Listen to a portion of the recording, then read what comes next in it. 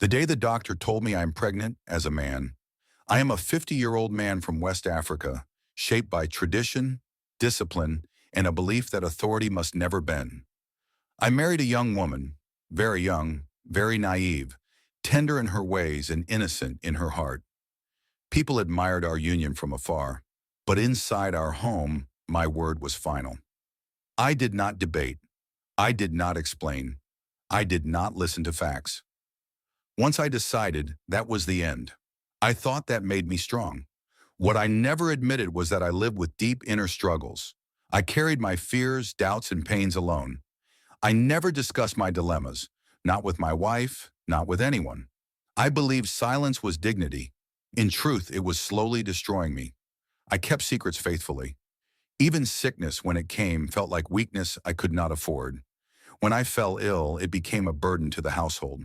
My poor wife watched helplessly, afraid to ask questions, unsure of my condition, unsure of her place. One morning, the doctor asked me to bring a urine sample. I collected it early, placed the small bottle carefully in the bathroom, and went to dress, planning to pick it up on my way out. But life does not always respect careful plans. My wife entered the bathroom unaware. She accidentally knocked over the bottle.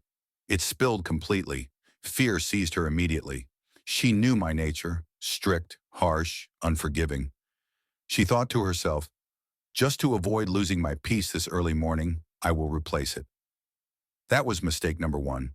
She did. I picked the bottle without noticing anything unusual and went straight to the hospital. The sample was taken. I was asked to return for the results. When I did, the doctor barely hesitated. He smiled and said, "Congratulations, you are pregnant." Shame burned through me. Confusion paralyzed my thoughts. I did not ask how. I did not question science. I did what I had always done. I accepted the verdict and walked away. At home, I carried the humiliation alone. A grown man, pregnant. My pride collapsed inward. I imagined ridicule, disgrace, rejection. Yet I told no one, not even my gentle wife. 3 months later, my wife fell ill and went to the hospital.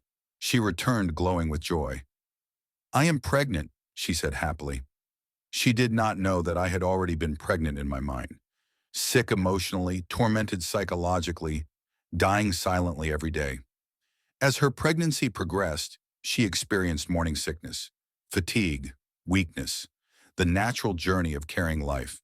And strangely, I followed her path mentally. I felt sick too, heavy, ashamed, trapped by a diagnosis I never questioned and never shared. I grew resentful in silence. I would think bitterly, why didn't she carry this pregnancy alone like other families? Pain had made me unreasonable. 9 months passed. When labor came, I labored too, psychologically. Every cry pierced me. Every moment terrified me. Then the baby arrived.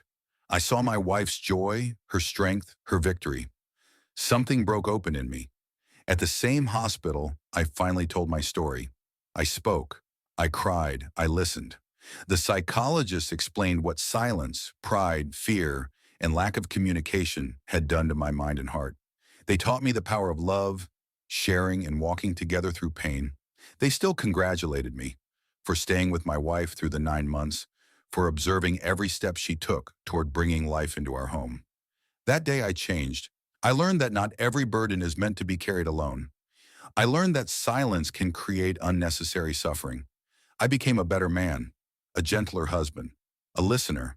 And yes, I still laugh softly at myself, carrying a lifelong lesson and a healthy fear of ever becoming pregnant again. Now I ask you, who is listening today? What unnecessary pregnancy are you carrying? Is it fear, bitterness, shame, pride, unspoken pain, or silent suffering? Let us be gentle with one another. Let us choose love.